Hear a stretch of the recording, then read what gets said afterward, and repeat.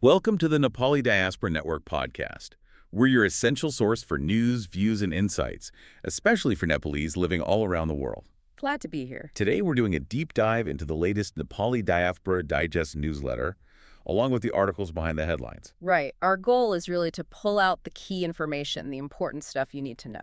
Exactly, a shortcut to staying informed about what's happening back in Nepal and with the global Nepalese community. And there's a lot to cover. We're looking at the economy, infrastructure, the good and bad politics, social issues. And some really inspiring stories from the diaspora, too. It's quite a mix, often complex, sometimes even contradictory. Definitely. It shows how dynamic things are right now. Okay, let's jump right in then. Let's talk about Nepal's economic pulse. There's this headline, total exports surged, up 81.8% to Rs 277 billion last fiscal year. Sounds fantastic, right? This does sound great on the surface, but when you dig into it, it's a bit different. Okay, so what's the real story there? Is it as good as it looks? Well, that's a great question because this huge jump, we're sort of calling it a mirage boom. Like a mirage boom, okay. Yeah, because it was overwhelmingly driven by re-exports, specifically edible oils, soybean, sunflower, palm oil. Stuff Nepal doesn't actually produce. Exactly. Nepal doesn't grow these oils. We saw exports of these jump 15 times, believe it or not. 15 times. Wow. Reaching Rs 121.53 billion. That alone is almost 44% of total exports. So it boosts the numbers, but it doesn't necessarily mean Nepal's making more stuff. Precisely. It raises questions about, the real health of the productive economy. Are we industrializing or are we more of a transit hub? And that depends heavily on those zero tariff privileges we get as a least developed country if those change. Right, that could be a problem. What about the goods actually made in Nepal? How did they do? Much more modest growth there, only about 6.62%. And you see the vulnerability you mentioned in some traditional areas. Like what? Well, ready-made garments were down slightly, about 2.39%. Large cardamom down 3.24%. And significantly, iron and steel exports fell over 6%. Oof, iron and steel. That links to something else, doesn't it? That new Indian trade rule. It does, yes. This is a big issue. India brought in a new quality certification rule. It's called BIS for raw materials and steel products. Okay. Now, the idea was probably aimed at curbing Chinese imports into India, but it's hit Nepal's steel exports hard. Really hard. How so? Any examples? Definitely. Take a company like Bistar Global. They make kitchen utensils. Their production used to be around 400 tons a month, mostly for export. And now? Now it's plummeted down to maybe 20 or 30 tons just for the domestic market, and they've got about 200 tons of finished goods just stuck, can't export them. Wow. That's a massive hit.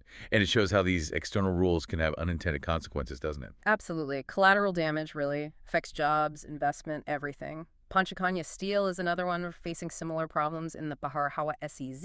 It's tough. But it's not all bad news on the export front, is it? Some areas are growing. No, definitely not all bad. There are bright spots. Footwear exports are up quite strongly, actually, over 54%. That's good to hear. Yeah, and things like rosin and resin acid, handmade paper, tea, even dog chew, they all saw decent growth. Okay, some positives there. And I heard Prime Minister Oli is heading to India soon. Trade is likely on the agenda. Yes, resolving these trade challenges is expected to be a key point of discussion during his visit. Fingers crossed for some progress there. Okay, shifting gears a bit, let's talk infrastructure. Both the challenges and the progress. The monsoon season has been rough, hasn't it? It really has. Continuous rain caused major disruptions. Nepal Police HQ reported 8 major routes completely cut off. Which ones? The Koshi Highway, Araniko Highway. Those are completely severed. Okay. Others, like the Kalagandaki and Prithvi highways, are down to one-way traffic in places. That must be causing chaos for travel and, well, for getting goods around. Supply chains. Exactly. It directly impacts supply chains, could push up prices. It affects everyone. A real reminder of how vulnerable connectivity can be. But amidst that, there's also building happening. Some really positive bridge projects. Yes, absolutely. Some great news there. For instance, a new suspension bridge over the Chindu River in Bajura. I heard that river was quite dangerous. Tragically so. The locals called it a killer river, claimed 7 lives in the last decade. So this bridge, costing about Fithras $8.5 million, is a huge relief. Real, tangible improvement for that community. That's fantastic. What else? There's a new Bailey Bridge over Latikula in Humla that connects Humla and Mugu district. Oh, that's significant for travel up there. Very significant. For locals, obviously, but also for pilgrims heading towards Kailash Mansarovar or tourists going to Rara Lake. Makes a big difference. Cost around Rs 50 million. And there's work at the border, too. Rasuagadi. Right. The Chinese side started building a Bailey Bridge there over the Lunde River. The old Materi Bridge got washed away. This new one should be ready by mid-September, hopefully restoring that key trade link. So physical bridges, but also digital and energy bridges being built, too. Yeah. E-passports. Yes, that's a good way to put it. Nepal signed a major deal with a German company, Burritos GmbH, Clever. for supplying and personalizing new e-passports. Delivery starts around March 2026. It's about enhancing security, making things more efficient for Nepalese traveling. Good step. And on the energy side. Big news there, too. The Lower Solu hydropower project, it's an 82-megawatt plant, is now connected to the national grid. Is that a government project? No, this one's privately invested, about R16 billion. It'll provide 82 megawatts in the rainy season, around 23 in winter. A significant boost to power supply. Okay, let's turn to the financial world now. The stock market, NEPSE. Something big happened there. Yes, a major milestone. NEPSE's market capitalization, the total value of all listed companies, crossed Rs 5 trillion for the first time. 5 trillion. How does that compare to the overall economy? It's huge. It's now about 82% of Nepal's entire GDP. Wow. What's pushing it so high? It's a few things, really. Definitely increased interest from investors, more people getting involved. New companies listing on the exchange helps too. Any policy changes? Yeah, some positive reforms. Like they increased the limit on margin loans borrowing to buy stocks up to Rs 250 million. And importantly, bank interest rates have been coming down, making stocks look more attractive compared to savings accounts. Is the growth widespread or concentrated? Well, the daily trading volume jumps around. It hit a high of over Rs 26 billion recently. But yeah, a lot of the total market value is concentrated in the top 10 companies. They account for over Rs of 1.3 trillion. Visual Bazaar Company is currently leading the pack. Interesting. So growing markets, but maybe still dominated by the big players. Pretty typical for developing markets, but definitely shows growing activity and sophistication. Okay, what about tourism? We hear visitor numbers are up in some places. Yes, some positive signs. Dorpat Hunting Reserve saw more visitors, up by about 8,000 to nearly 24,000. And Changanarayan Temple also saw growth. Over 31,000 foreign tourists, mainly Europeans, bringing in nearly Rs 12 million in revenue. Good for the local economy there. But there's a but, isn't there? Lumbini. Yes, unfortunately, there's serious unrest at Lumbini, Buddha's birthplace. A really concerning situation. What's happening? Employees and even resident monks at the Lumbini Development Trust are protesting. They're citing administrative neglect, saying they haven't received allowances, promotions are overdue. Leadership issues, too. Seems so. Absent leadership is mentioned, plus ongoing problems like power outages. For a UNESCO World Heritage Site, this is, well, it's not good. It disrupts the very essence of the place. Definitely needs attention. Mm-hmm. Now, something that is moving fast, electric vehicles. EVs. Oh, incredibly fast. The numbers are staggering. Last fiscal year, EVs made up 73% of all four-wheel passenger vehicle imports. 73%. How many cars is that? It was 16,701 units, worth over Rs 41 billion. And compare that to just 5 years ago. It was only 236 units. That's an astronomical leap. What are the benefits driving this? Well, the obvious ones, zero tailpipe emissions, which is great for air quality in cities like Kathmandu. Less reliance on importing expensive fossil fuels. Cheaper to run, too, right? Much cheaper operating costs for owners, yes. And it's sparking new business opportunities, charging stations, repairs, etc. Even despite some policy shifts, like reducing the loan financing cap, sales are staying strong. It's quite the revolution. But there's an interesting contradiction here, isn't there? There is. You have this huge EV push, and the government talks about a green energy policy. Yeah. But at the same time, they're still pouring billions into infrastructure for petroleum and LPG. So investing heavily in fossil fuels while promoting EVs. Why? It's a good question. It could be political inertia, the influence of existing industries, maybe ongoing worries about energy security, a feeling that they can't fully rely on renewables just yet. But it does seem like a contradiction in policy direction. Yeah, definitely something to watch. Now, shifting to a really serious challenge, the drought in Madhesh province. Yes, very serious. Madhesh has been officially declared a crisis-ridden zone, prolonged drought. It's hitting drinking water supplies and agriculture really badly. Especially rice farming. Hugely.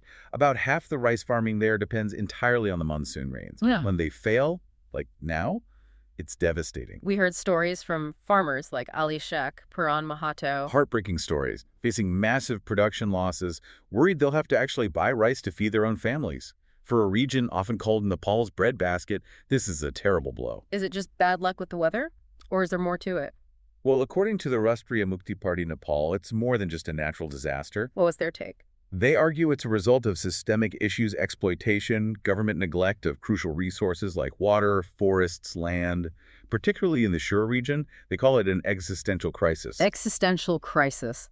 Strong words. Because it threatens people's basic survival, their ability to stay on their land. It causes severe distress for households. There are long-term projects planned, like the big Sankoshi Marin Diversion Project to irrigate farmland. But that takes time, right? Exactly. Progress on irrigation infrastructure is slow. The Agriculture Ministry is apparently looking at alternative crops, but that's not an easy switch for farmers. A really tough situation. Okay. Let's move into politics and governance.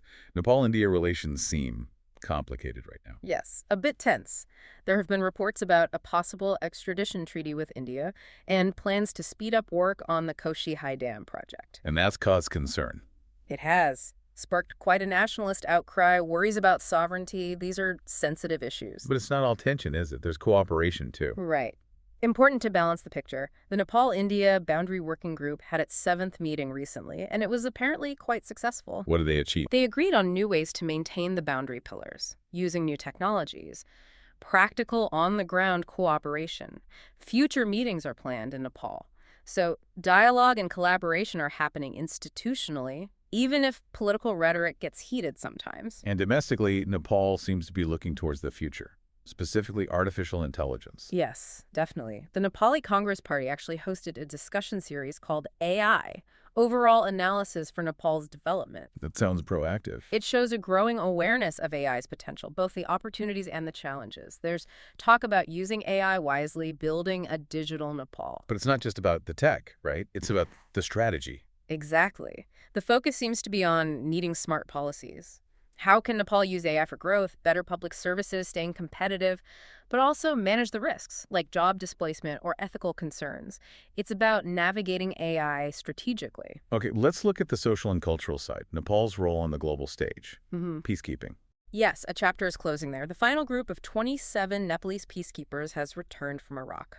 Nepal's official participation in the UN mission there ends on December 31st. A quiet end to a long commitment. And staying with global issues, there's been a significant appeal regarding the situation in Gaza. Who made the appeal? A group of prominent civil society leaders. They wrote to Prime Minister Ali, urging the government to clarify its stance and to condemn what they termed the genocide in Gaza. What was their reasoning? They pointed to Nepal's history of non-alignment and the Panchsheel principles, those guiding tenets of peaceful coexistence.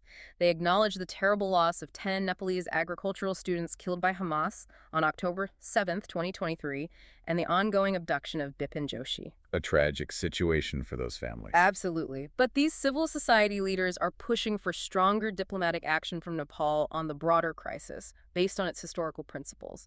It really highlights the challenge of applying those principles in today's complex world. It does. And just quickly revisiting the Madhesh drought, that political party's perspective again. Right, the Rashtriya Mukti Party Nepal. Just to underline their view, they see it not just as hardship, but as an existential crisis rooted in neglect and exploitation, causing that severe distress we talked about. It adds a critical social justice layer to the environmental problem. Understood. Now let's end on some more positive notes, focusing on the diaspora and Nepalese making their mark globally. There's a big AI story. Yes, a really fantastic one. Let's celebrate Pravesh Rial. He's originally from Biratnagar. And what's his achievement?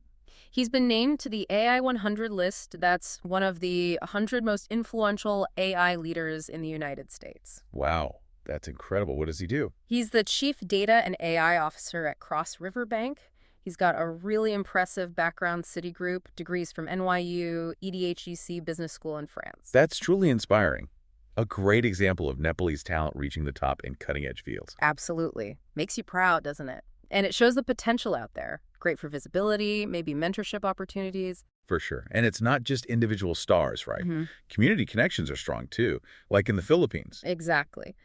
The Non-Resident Nepali Association, the NRNA chapter in the Philippines, recently held their General Assembly and induction program in Manila, What was the focus there? really celebrating leadership within the community, that sense of unity, and just reinforcing those strong ties among Nepalese living there. Sounds like a vibrant event. It does. They had cultural performances by Nepalese students. It highlighted how Nepalese are active in all sorts of fields there, healthcare, education, business, while keeping those community bonds strong, even thousands of miles from home. It really shows the strength and resilience of the global Nepalese network. It truly does. The interconnectedness is amazing. Well, that brings us towards the end of this deep dive. We've covered a lot from that Mirage export boom and infrastructure woes. To the heartbreaking drought in Madhesh, the complexities of Nepal-India relations, and those fantastic diaspora achievements. It really paints a picture of a nation and a global community dealing with rapid change, facing challenges head-on,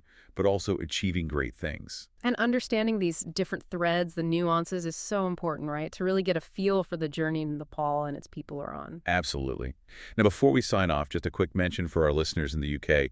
If you're looking for jobs, housing, events, or Nepalese businesses locally, Check out balea.uk. yeah, Boleat.uk. It's a really helpful online classifieds platform specifically for the Nepalese community in the UK. Just a friendly tip, a good resource to know about. Definitely worth a look. And for everyone, for the full newsletter we discussed today, all the latest updates and more diaspora resources. The place to go is nepalidiaspora.net. That's nepalidiaspora.net. So as we wrap up, maybe a final thought to leave you with. Go for it. Thinking about everything we've discussed, the economic shifts, the environmental crises, the political currents, the global successes, despite all the challenges and the pace of change, what really stands out is the resilience, isn't it? The ingenuity of Nepalese people, both within Nepal and across the diaspora. It's that spirit that continues to shape Nepal's story and contribute to this global narrative of, well, progress and community, even when things are tough. Well said. Something to reflect on.